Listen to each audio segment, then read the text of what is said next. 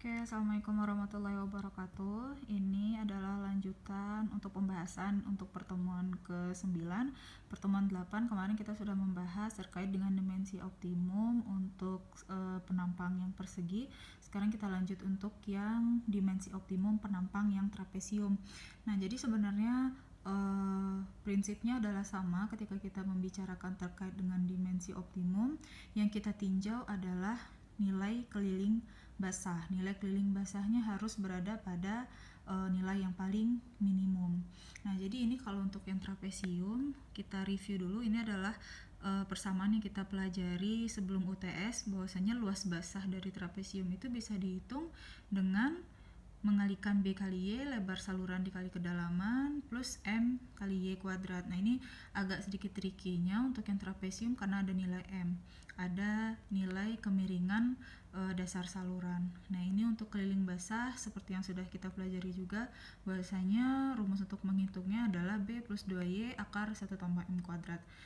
Nah, langkah untuk menghitung dimensi optimum ini sama persis dengan yang kemarin untuk persegi. Nah, jadi ini langkah pertamanya tetap adalah meminimumkan nilai keliling basah, maka dP per dy sama dengan 0. Tetap menggunakan persamaan diferensial, menggunakan turunan seperti biasa. Nah, jadi ini yang kita tinjau adalah nilai P, nilai keliling basah. Nah, jadi ini sudah saya ubah nilai P-nya sesuai dengan persamaan yang awal. P sama dengan B plus 2Y akar 1 tambah M kuadrat. Nah, di sini seperti biasa sama dengan yang persegi kemarin, nilai B ini kita ubah bentuknya mengandung A gitu. Jadi dari A sama dengan BY plus MY kuadrat, kita keluarkan nilai B-nya, maka B sama dengan A dikurang MY kuadrat per Y. Kemudian nanti ini Y-nya Y coret abis gitu ya, jadi B sama dengan AY kurang MY gitu ya. Nah, ini bisa dilakukan dengan persamaan biasa, ini mungkin bisa dimengerti. Kemudian lanjutannya B ini kita substitusi dengan nilai yang tadi sudah kita konversi, jadi A per Y dikurang MY. Ini kemudian kita ubah bentuknya, tadi P sama dengan A per Y dikurang MY plus 2Y akar 1 tambah M kuadrat. Nah, jadi ini B-nya sudah kita ganti jadi AY dikurang MY. Nah, kemudian langkah berikutnya, ini A per Y itu sama juga, persamaannya bisa kita tulis dengan AY pangkat minus 1 gitu ya, hanya mengubah bentuk A per Y, yang lainnya sama.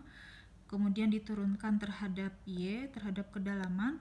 Nah, ini kemudian kita turunkan seperti biasa. Jadi ini kalau AY minus 1 dikurang MY plus 2Y akar 1 tambah M kuadrat, kita turunkan, kita diferensiasikan terhadap Y, terhadap kedalaman. Nah, ini berarti min A gitu ya, min A Y dikurang, jadi minus 1 nya dikurang 1, minus A Y pangkat minus 2 dikurang M plus 2, ini M nya Y nya jadi hilang gitu ya, kurang M plus 2 akar 1 tambah M kuadrat sama dengan 0. Nah, ini untuk trapesium sedikit berbedanya. Kalau di persegi kita kemarin bisa langsung menemukan rumus untuk menghitung A dan P, tapi ini karena ada nilai M, ada nilai kemiringan dasar saluran. Nah, nilai M ini kita juga bisa hitung nilai M-nya berapa yang menjadi nilai M yang paling optimum gitu. Nah, ini bisa dihitung dengan cara mendiferensiasikan si keliling basah terhadap M, terhadap kemiringan dasar saluran. Jadi dP per dm sama dengan 0. Nah, jadi ada dua langkah yang harus kita kerjakan. Tadi kita sudah mendiferensiasikan dP per dy, keliling basah terhadap kedalaman diturunkan. Kemudian yang kedua adalah untuk mendapatkan nilai M yang optimum. Berapa kemiringan dasar saluran yang paling optimum, nilainya berapa. Nah, ini kita lakukan juga dengan persamaan diferensial dP per dm sama dengan 0. Keliling basah diturunkan terhadap nilai kemiringan dasar saluran sama dengan 0. Nah, ini mudahnya, jadi langsung kita ambil saja nilai P yang tadi sudah kita ubah bentuknya, AY pangkat minus 1 kurang MY plus 2Y akar 1 tambah M kuadrat. Kita masukkan ke rumus yang ini, tapi bedanya kalau yang awal tadi kita turunkan terhadap kedalaman, ini yang untuk menghitung nilai kemiringan dasar saluran kita turunkannya terhadap nilai M gitu. Nah, ini gampang saja seperti kita mendiferensialkan persamaan-persamaan biasa. Jadi AY pangkat minus 1 dikurang MY plus 2Y akar 1 tambah M kuadrat. Kita turunkan terhadap M. Kita turunkan terhadap M, maka ini nilainya akan menjadi min Y. Jadi ini kalau AY minus 1-nya jadi hilang gitu ya, sama kayak konstanta. Misalkan kalau kita menghitung 2X plus 3 kita turunkan terhadap X, berarti menjadi 2 gitu ya, nilai 3-nya jadi hilang, jadi konstantanya hilang. Jadi karena AY pangkat minus 1 ini tidak ada mengandung M dan ini kita anggap konstanta, maka nilainya jadi hilang pada saat kita turunkan. Kemudian minus MY kita turunkan terhadap M menjadi minus Y. Kemudian plus 2Y. Nah, ini ada akar gitu ya. Akar ini kan sama dengan, jadi akar 1 tambah M kuadrat ini persamaannya sama dengan 1 plus M kuadrat pangkat 1 per 2 yang ini ya. Nah, seperti ini. Jadi 1 tambah M kuadrat pangkat setengah harusnya gitu. Nah, ini kita turunkan. Jadi setengahnya dikali ke depan jadi setengah dalam kurung 1 tambah M kuadrat pangkat minus setengah. Jadi setengah dikurang 1, maka hasilnya menjadi minus setengah. Kemudian nilai M kuadrat ini kita turunkan juga terhadap M, maka nilainya menjadi 2M gitu ya. M kuadrat diturunkan terhadap M menjadi 2M. Nah, jadi persamaan ini kemudian kita bagi dengan Y keseluruhan, maka Y-nya di sini menjadi, kita coret Y, kita coret, kemudian ini juga kita kalikan, maka akan didapatkan persamaan minus 1 plus 2M ditambah 1 tambah M kuadrat pangkat minus setengah sama dengan 0. Nah, 1 tambah M kuadrat pangkat minus setengah ini persamaannya bisa kita tulis menjadi minus 1 plus 2M per akar 1 tambah M kuadrat. Jadi karena dia pangkatnya minus setengah, jadinya kayak pembagi, pindah ke bawah, ruas yang di bawah gitu ya. Jadi minus 1 plus 2M per akar 1 tambah M kuadrat sama dengan 0. Kemudian ini kita pindah ruaskan seperti biasa. Jadi minus 1 pindah ruas menjadi positif, maka 1 sama dengan 2M per akar 1 tambah M kuadrat.